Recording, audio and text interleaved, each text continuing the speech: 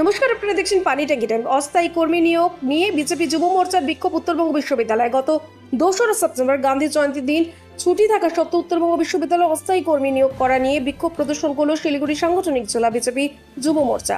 এদিন উত্তরবঙ্গ বিশ্ববিদ্যালয়ের 2 নম্বর গেট থেকে বিক্ষোভ মিছিল করার পর প্রশাসনিক ভবনের সামনে অবস্থান বিক্ষোভ করে বিজেপি কর্মীরা।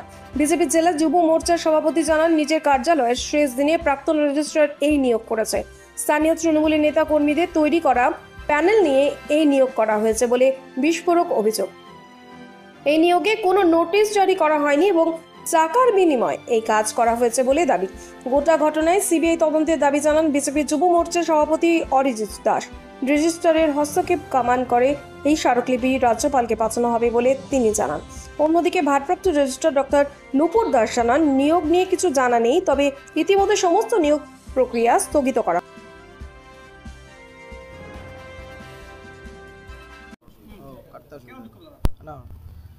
আপনারা জানেন 2রা অক্টোবর গান্ধী জয়ন্তীর দিন, মহালয়ার দিন, যেদিন ছুটি থাকে, সেদিন মেয়াদ ফেরত যে রেজিস্ট্রার দেবাশিস দত্ত, তার শেষ দিন 1 তারিখ অবধি ছিল। অথচ 2 তারিখে রাতের অন্ধকারে তার বাড়িতে বসে তৃণমূলের স্থানীয় নেতাদের যে প্যানেল, সেই প্যানেল ধরে টোটাল 14 জনকে বিভিন্ন ডিপার্টমেন্টে অবৈধভাবে নিয়োগ করা হয়। এই ঘটনা এতটাই চৌর্যবৃত্তির মধ্য দিয়ে ঘটেছে যে প্রত্যেকটি ডিপার্টমেন্ট হেডকে রেজিস্ট্রার ফোন করে বলেছেন যে আপনার ডিপার্টমেন্টে আমরা লোক নিয়োগ করছি, এবং যাকে নিয়োগ করেছে তাকে ব্যক্তিগত হোয়াটসঅ্যাপের মধ্যে তাদের অ্যাপয়েন্টমেন্ট লেটার বা জয়নিং লেটার তাদেরকে দেওয়া হয়েছে, যেন কোনোভাবে ডকুমেন্টেশন বাইরে না আসে। একটা বিশ্ববিদ্যালয়ে যে রিক্রুটমেন্ট হচ্ছে তার বেসিক যে ক্রাইটেরিয়া, একটা অ্যাডভার্টাইজমেন্ট, একটা নোটিফিকেশান বা একটা ইন্টারভিউ প্রসেস, তার কিছুই নাই। এই রকম অদ্ভুতভাবে রিক্রুটমেন্ট কি করে হতে পারে বিশ্ববিদ্যালয়ে? এবং একজন ভারপ্রাপ্ত রেজিস্ট্রার, যার দায়িত্ব জ্ঞান সম্পর্কেও রেজিস্ট্রার অবগত নন, এটা পরিষ্কার। কারণ ভারপ্রাপ্ত রেজিস্ট্রারের কাজ হলো পঠন পাঠন এবং বিশ্ববিদ্যালয় অ্যাডমিনিস্ট্রেশনের কাজ যেন সঠিকভাবে চলে, এইটুকু দেখা। তার এখতিয়ারের মধ্যেই কোনো রিক্রুটমেন্ট প্রসেস পড়ে না। তাহলে একজন ভারপ্রাপ্ত রেজিস্ট্রার তার শেষ দিনের দায়ের ঠেলে দেওয়ার জন্য একটা দায়িত্বজ্ঞানীনের মতো একটা কাজ করে দিয়ে উত্তরবঙ্গ বিশ্ববিদ্যালয়কে কালিমা লিপ্ত করলেন। তার বিরুদ্ধে আমরা সিবিআই এনকোয়ারি ডিমান্ড করছি। আমরা আজকে ডেপুটেশন দিতে এসেছি।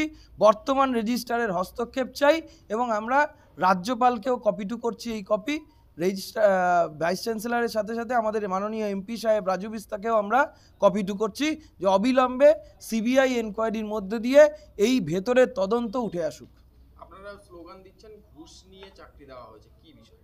আপনারা এখনই বললাম যে 2 তারিখে যে ঘটনা ঘটেছে, সেই রেজিস্ট্রার, প্রাক্তন রেজিস্ট্রার দেবাশিস দত্ত টাকার বিনিময়ে এবং তৃণমূলের স্বজন পোষণের মধ্য দিয়ে 14 জনকে বেআইনিভাবে রিক্রুটমেন্ট করেছে, যাদের পুরোপুরি প্যানেলটা তৃণমূল কংগ্রেসের স্থানীয় যারা নেতৃত্ব এই 18 খাই এবং শিলিগুড়ির জেলার মধ্যে আছে, তাদের প্যানেল 14 জন এই প্যানেল নিয়োগ হয়েছে।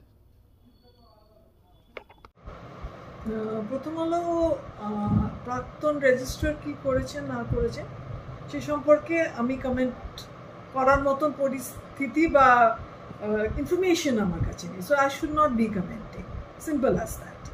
আমার কাছে কোনো ইনফরমেশন নেই বা কোনো কাগজপত্র নেই যে উনি কী করেছেন না করেছেন। That is his matter. আমি কালকে জয়েন করেছি। কালকে জয়েন করার পরে আমরা একটা সিদ্ধান্ত নিয়েছি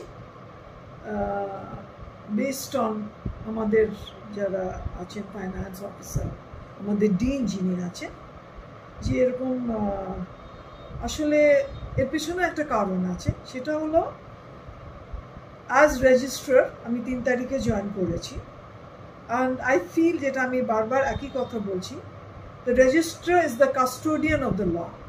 রেজিস্ট্রার আইনকে রক্ষা করবে। রেজিস্ট্রারের সেটার একমাত্র এর মেন দায়িত্ব। ইউনিভার্সিটির আইনকে সে রক্ষা করবে। সো আমার মনে হয়েছে এই আইনটাকে রক্ষা করার জন্য আমার যা করণীয় আমি করেছি।